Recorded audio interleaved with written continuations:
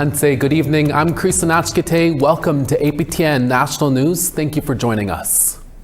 The Assembly of First Nations winter meeting in Ottawa wrapped up on Thursday. 7 cabinet ministers, including Finance Minister François-Philippe Champagne, held a panel discussion with First Nations leaders.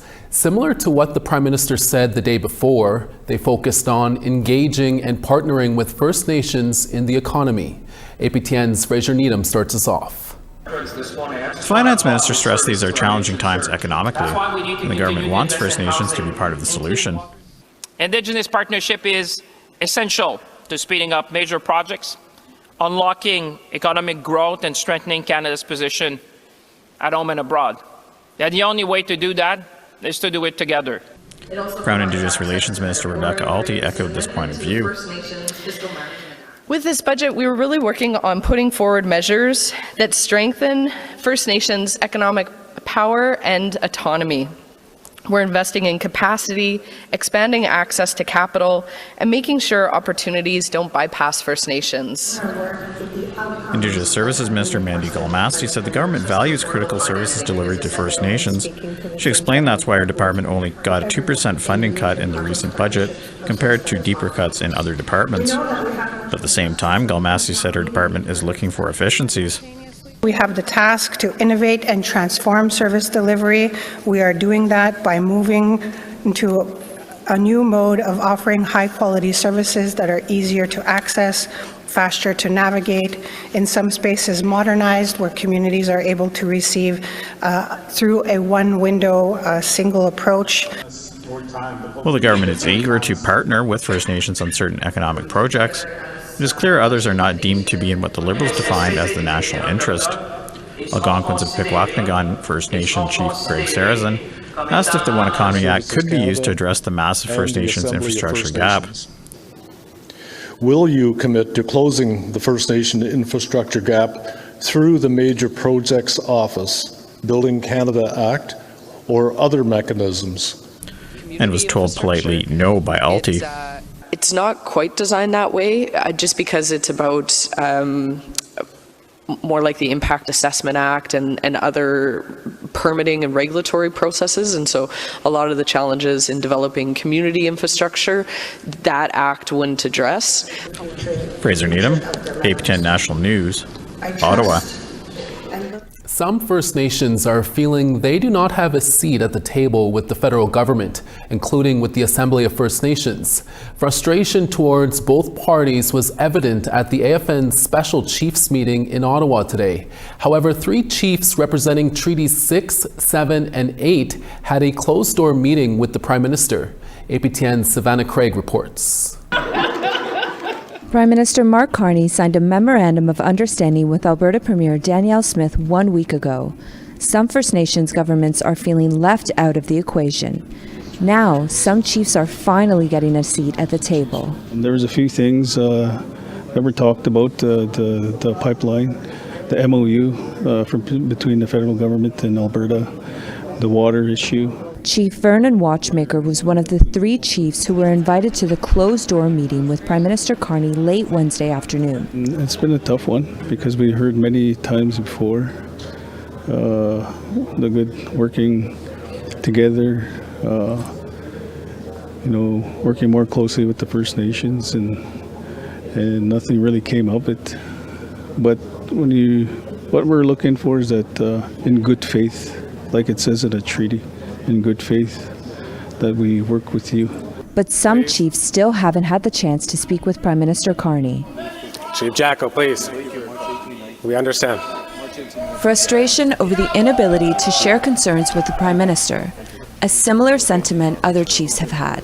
I'm sorry, Chief Diabo. Chief Damaro? You get 20 minutes, but we get 2. Many say they've traveled long, I come many miles. waiting for their chance to speak with Prime Minister Mark Carney after radio silence. We talk about nation to nation. Nobody speaks for my nation but me. My people put me here. I have unanswered questions, and Prime Minister, you told me you're going to come to my territory. including Cold Lake First Nation Chief Kelsey Jacko, who was not invited to the Prime Minister's closed-door meeting. When the Prime Minister says talk to nation to nation, I expect to have a conversation with him. I have unanswered emails going to him. He told me he is going to come to my territory 3 times, and it just seems like every time I'm trying to have a conversation with him, I have to fight just to say some words. With a divisive pipeline project on the table, some First Nations see it as a pivotal time to have their voices heard. They're going to be building a 400 kilometer pipeline, and they're going to be storing it in my backyard. And, we're not going to go anywhere, and, we're going to have to deal with it for 100 years to come. Right? The concern extends to how the sharing of resources will benefit their communities. We agreed to share this land with you. It also means we shared the resources. A lot of money just goes to the municipalities back for us, like right next door to us, goes to the cities, go to the provinces, and we're left out of the equations. We're in a housing crisis. We have needs too. For some chiefs in Treaty 6, 7, and 8, they're also being unheard at the Assembly of First Nations. We come to this assembly and you guys say it's our meeting. We're still under the colonial approach where you guys control the mics. First Nations in Alberta haven't had regional representation at the AFN since 2021. Treaty 8 had decided to pull out of the AFN, and so Treaty 6 and 7 did not want to make a decision in regards to the replacement of the regional chief. But that's been since some time ago, but it hasn't really been brought to the forefront. Chief Watchmaker says he hopes the issue will be addressed at the next Assembly of Treaty Chiefs, a quarterly meeting between Treaty 6, 7, and 8 in Alberta. Savannah Craig, APTN National News, Ottawa. The inquiry into the treatment, experiences, and outcomes of Innu in the child protection system resumed formal hearings this week, coming virtually from the Ramada Hotel in St. John's, Newfoundland and Labrador. The 3-day inquiry began with testimony from officials from the Innu Roundtable Secretariat. They testified that education is needed to build capacity, so Innu-led family services improves outcomes for Innu children and families. Researchers and academics also talked about how multi-generational trauma had contributed to poverty, poor housing, addictions, and mental health, which in turn led to poor outcomes for families and children, and how Innu-led services must support not only Innu children, but the entire family. That is what the Innu have been saying for decades. And we've got the negative connotation that children need protection primarily from their parents, because we're very much into the parent blaming. But they also need protection from the biggest perpetrator of maltreatment towards them is society in general. 30 years ago, when the Royal Commission on Aboriginal Peoples visited Shahajit, the late Rose Gregoire told them, while speaking about social services as it was then called, "We are not stupid. We can do the jobs ourselves. With probably some training, we can certainly do this." And that inquiry continues in January, and the final report is expected to be completed next fall. Métis Nation Saskatchewan has signed 2 agreements with uranium mining company Denison Mines. The agreements ensure Métis voices are included in decisions about mining in northern Saskatchewan. MNS signed an impact benefit agreement and an exploration agreement with Denison, ensuring Métis citizens are involved in the underground mine through training, employment, and royalties. Denison's Wheeler River project is proposed for the western edge of the Athabasca Basin in northern Saskatchewan. Last April, MNS filed the Northwest land claim against the federal and provincial governments to seek land and resource rights for Métis people who have long lived in the area. The Wheeler River project is located within that claim area. MNS President Glenn McCollum says it is essential that Indigenous voices remain included in northern development projects. We've been talking for quite a few years in regards to the importance of that engagement, and to get to this point of where we're signing the agreement is really something that we've looked forward to. And Denison is in the final stages of approval for the Wheeler project, and if greenlit, the project could begin as early as April 2026. Our Truth in Politics panel is up next with more updates from this week's AFN Assembly in Ottawa. Stay with us.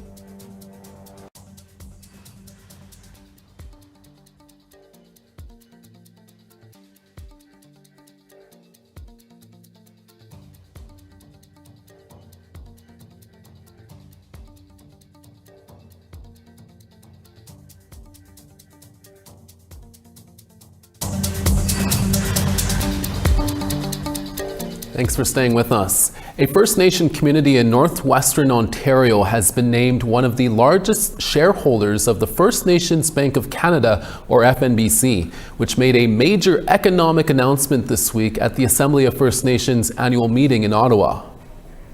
First Nations Bank of Canada CEO Bill Lomax announced that Wabigoon Lake Ojibwe Nation now holds 10% of the bank. Wabigoon Lake Chief Clayton Wetolainen called their $12.8 million ownership stake a groundbreaking step forward in financial sovereignty for First Nations.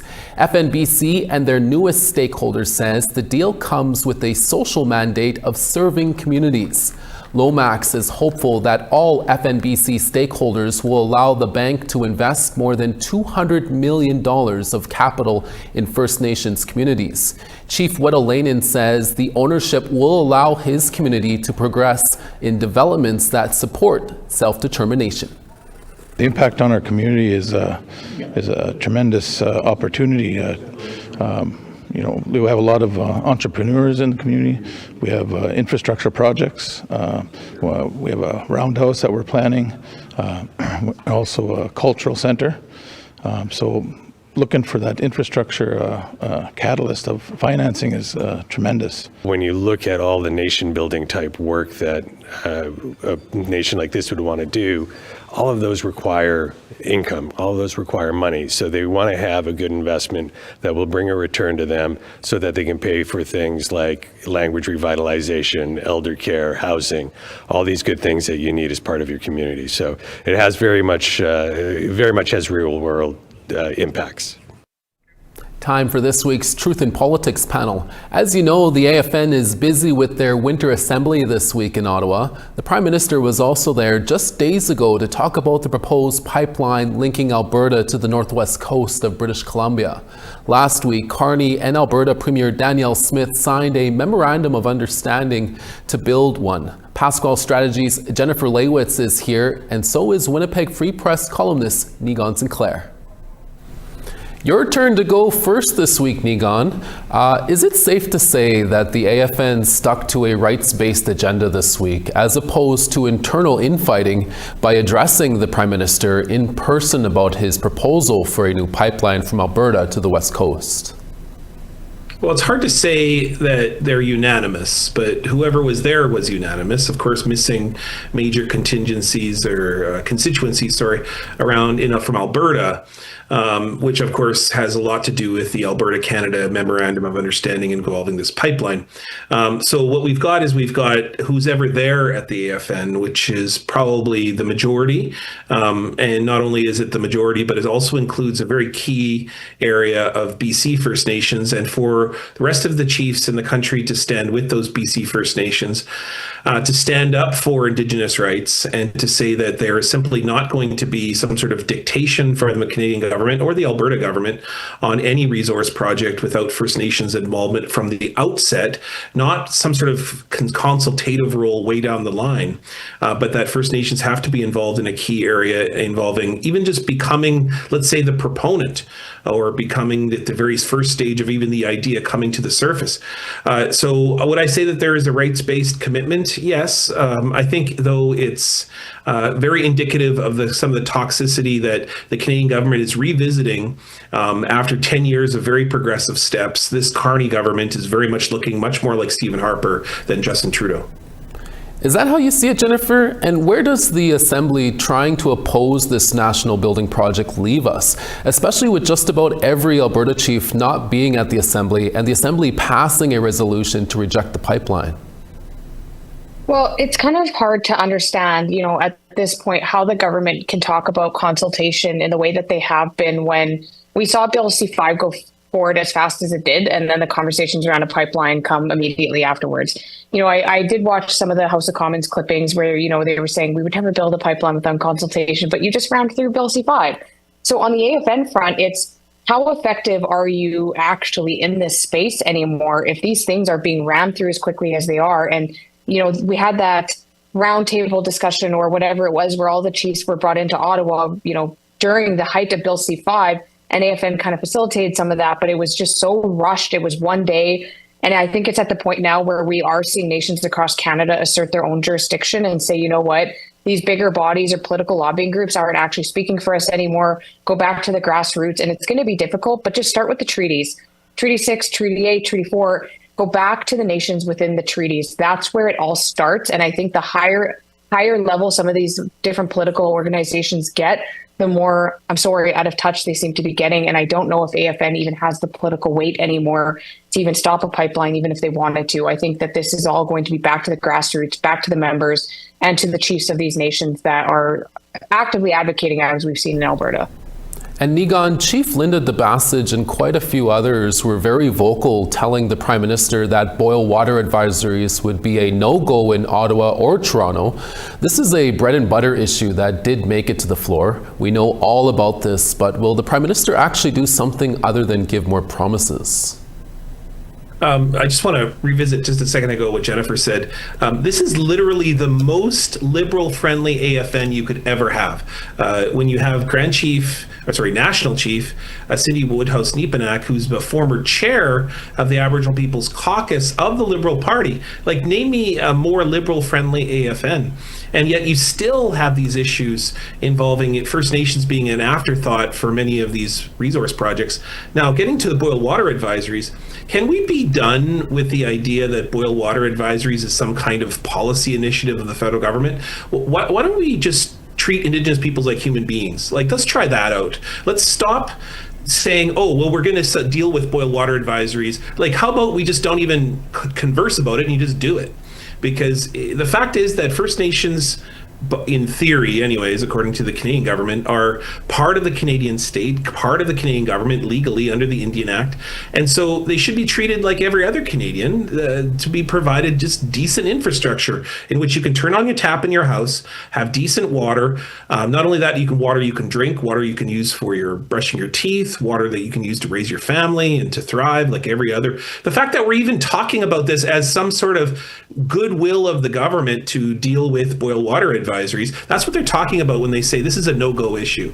Like, why are we even, when the Prime Minister is being asked, okay, why is consultation, why are you not consulting, why are you not including us with resource development projects till way in the back end? And his answer is, well, we're going to deal with boil water advisories. That's not an equal or. Like, there should have been dealt with years ago. It should have been dealt with under the government of Justin Trudeau, and arguably he did deal with 2/3 of them, but we've still got a third left to go. And we have to treat Indigenous peoples like human beings. Like, how many times do we have to say this on this panel, in the Canadian government, pretty much every single day? Why do we have to keep saying this over and over and over again until finally people just stop saying this is some sort of gift and say that, and it's just a right? Jennifer and Niigaan, we'll have to leave it there. Thank you both for your time. Yeah, thank you. We have more news after the break. Stay with us.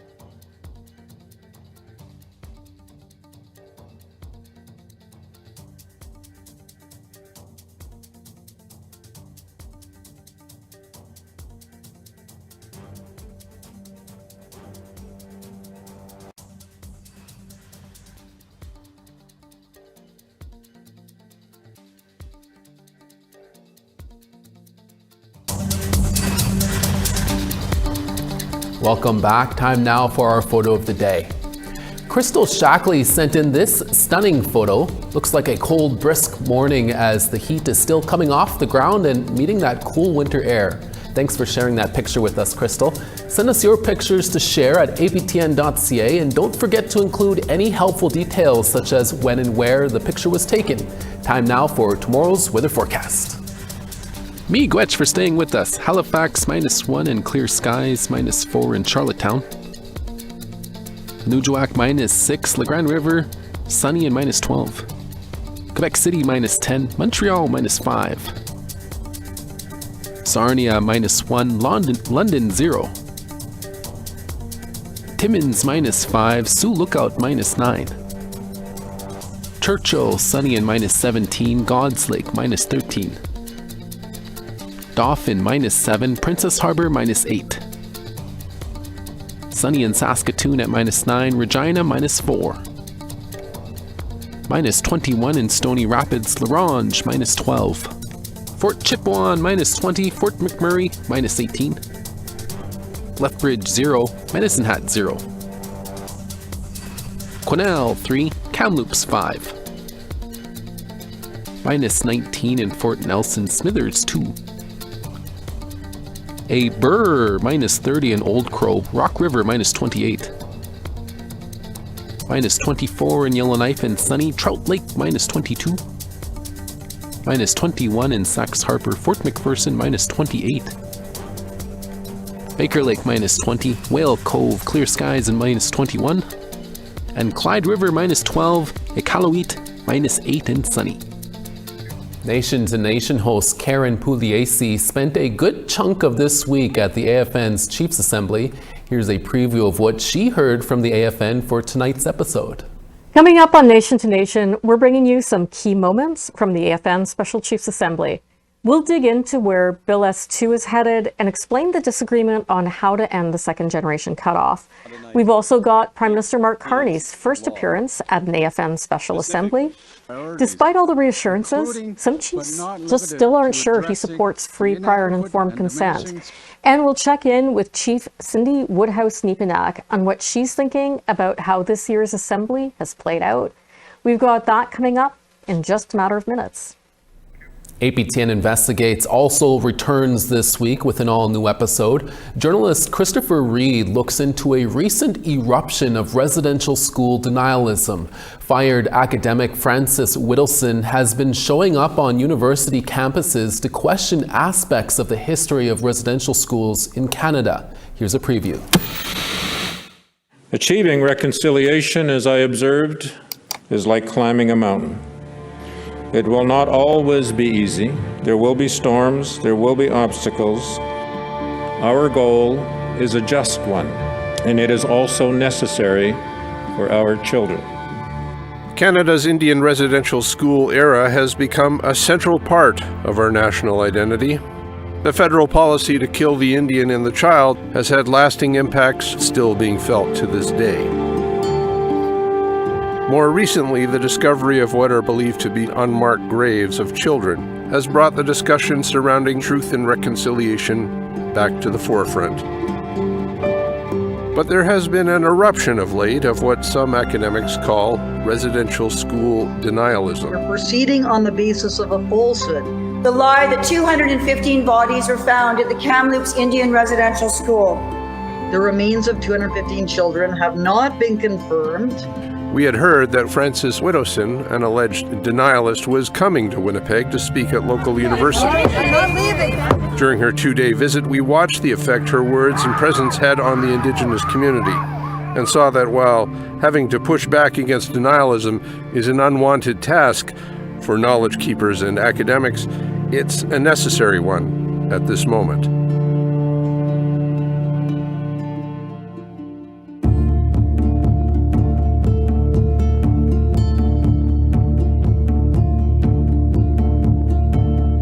You can catch APTN Investigates Dismantling Denialism airing this Saturday on APTN. And that's your evening newscast for this Thursday. We're back again tomorrow for your daytime newscast. Please join us then. From all of us at APTN National News, hi miigwech masicho. Thank you for watching, and we'll see you again next day.